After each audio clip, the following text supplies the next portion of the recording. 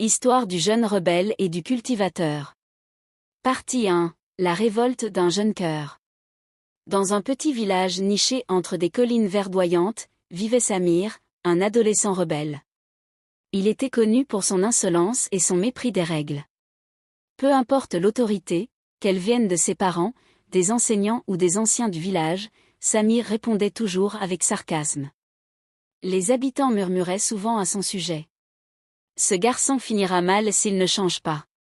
Samir lui-même ne se préoccupait pas de ce qu'on pensait de lui.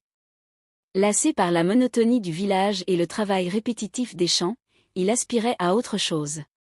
À quoi bon travailler si dur, juste pour cultiver un bout de terre? Ce n'est pas ça qui me rendra important, disait-il souvent avec arrogance. Un jour, après une dispute violente avec son père, Samir partit furieux, errant sans but à travers les collines. Ses pas le menèrent à un champ qui semblait s'étendre à l'infini. Là, courbé sur la terre, un vieil homme travaillait avec patience. Ses gestes étaient lents mais précis, empreints d'une sérénité que Samir trouvait étrange. Partie 2, la rencontre du sage. Curieux malgré lui, Samir s'approcha.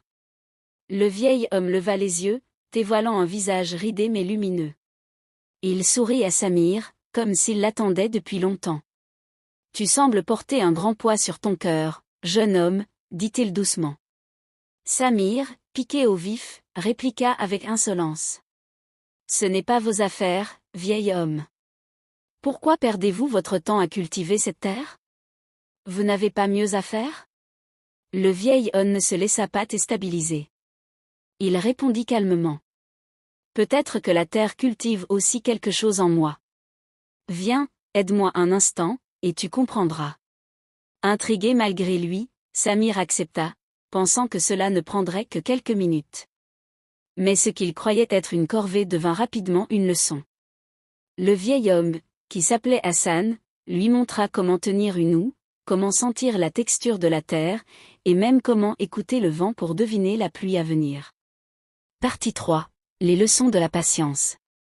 Jour après jour, Samir retournait chez Hassan, non pas par obligation, mais parce qu'il sentait une paix étrange en sa présence. Hassan ne sermonnait jamais. Au lieu de cela, il racontait des histoires et partageait des métaphores tirées de la nature. Un jour, en plantant des graines ensemble, Hassan dit : « Tu vois ces graines?